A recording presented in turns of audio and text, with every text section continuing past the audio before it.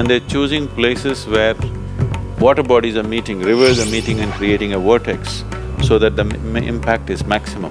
That is why in that Sangam they want to have a dip on that day.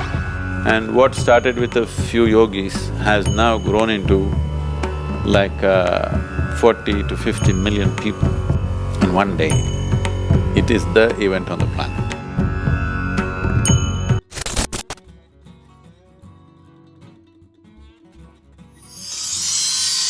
Welcome to today's episode. Today we are diving into an event that beautifully intertwines spirituality, culture and politics, something only India can offer in such a profound way. On Wednesday, Prime Minister Narendra Modi visited Prayagraj, where he took a holy dip at the river Triveni Sangam. But this was not just any day.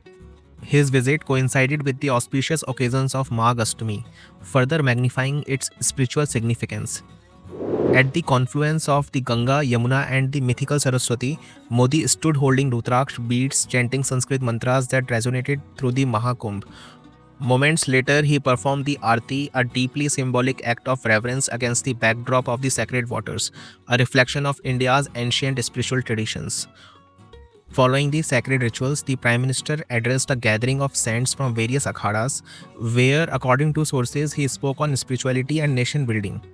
Earlier in the day, Modi embarked on a tranquil boat ride along the Ganga accompanied by Uttar Pradesh Chief Minister Yogi Adityanath, travelling from Aerial Ghat to Mahakumbh, a moment that highlighted the seamless blend of tradition and leadership. This marks PM Modi's second visit to Prayagraj in recent months. Back in December, he launched ambitious development projects worth 5,500 rupees crore, aiming to enhance infrastructure ahead of the Grand Mahakumbh 2025. These projects include permanent ghats, road over bridges, riverfront roads, clean water initiatives. All these upgrades ensure that the millions of pilgrims expected for the Mahakumbh can have a smooth and enriching experience. And once again today, Modi performed puja and darshan, seeking blessings not only for the success of Mahakumbh 2025 but also for the nation's well-being.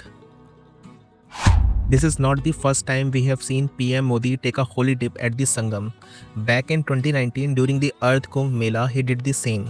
What stood out was a powerful moment. He washed the feet of a sanitation workers in a heartfelt gesture that made headlines, honoring those who keep pilgrimage sites clean.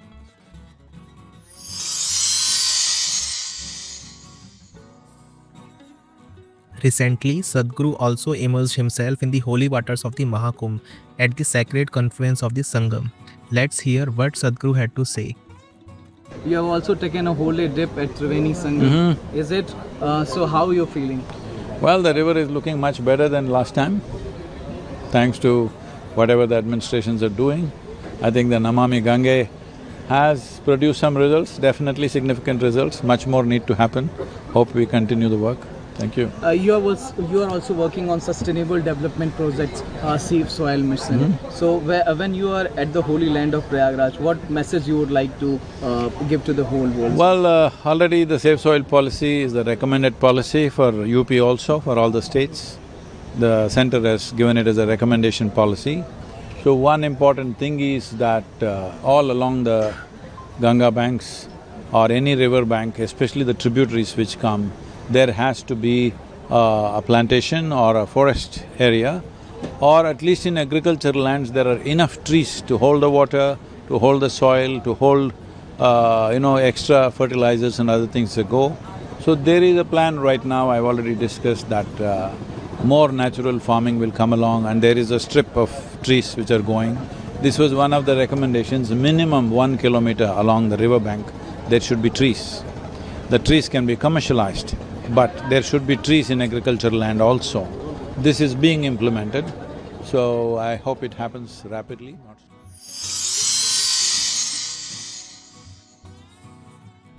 India's spiritual legacy is not just confined to rituals, it has a global reach. Two figures who have played a pivotal role in spreading this wisdom are Prime Minister Narendra Modi and Sadhguru. Let's start with an iconic image, the 112-foot Adiyogi statue, recognized by the Guinness World Record. This breathtaking structure is not just an architectural marvel. It is a testament to the fact that yoga, one of India's greatest gifts to humanity, has been around for over 15,000 years. During its unveiling, attended by PM Modi and Sadhguru, They emphasize that yoga is not merely an exercise but a path to self-realization. Modi also explored the Dhyanlinga and Ling Bhairavi temples at the Isha Yoga Center, immersing himself further in India's deep-rooted spiritual traditions. Today, the Adiyogi statue has evolved into a global spiritual hub, attracting visitors from over 100 countries, eager to experience India's spiritual heritage firsthand. In 2022, Sadhguru embarked on a 30,000-kilometer motorcycle journey across 27 nations to raise awareness about soil degradation. His Safe Soil movement gained global traction, and on 5th June 2022, World Environment Day, PM Modi personally received Sadhguru in India. On that day, they stood together highlighting the urgency of soil conservation. Sadhguru handed over the Safe Soil Policy Handbook to PM Modi, a detailed guide containing scientific, practical solutions for revitalizing soil health. Modi praised this initiative, calling it a huge service to humanity. The movement has since influenced policies in 74 countries, proving that India's ancient wisdom offers solutions for some of the world's most pressing issues.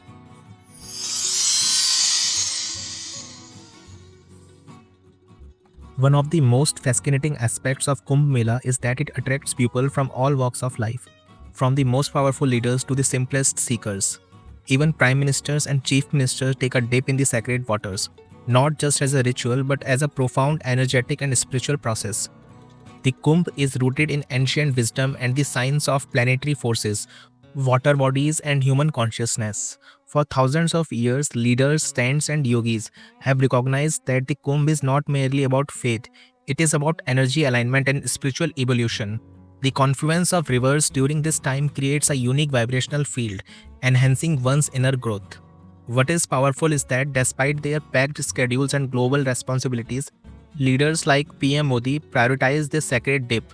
It symbolizes purification, renewal, and pursuit of higher consciousness.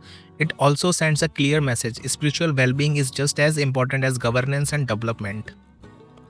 The Mahakumbh is not just an event, it is a living testament to India's 10,000-year-old wisdom. It is a time when millions from world leaders to everyday seekers gather for a single purpose: transcendence. Through his participation in the Kumbh, yoga movements, and ecological initiatives, PM Modi has reinforced India's role as both a spiritual and ecological leader on the global stage. That's all for today's episode. If you enjoyed this conversation, don't forget to follow, share, and stay tuned for more deep dives. Until next time, stay aware, stay conscious, and keep exploring the wisdom that India has to offer. Thank you.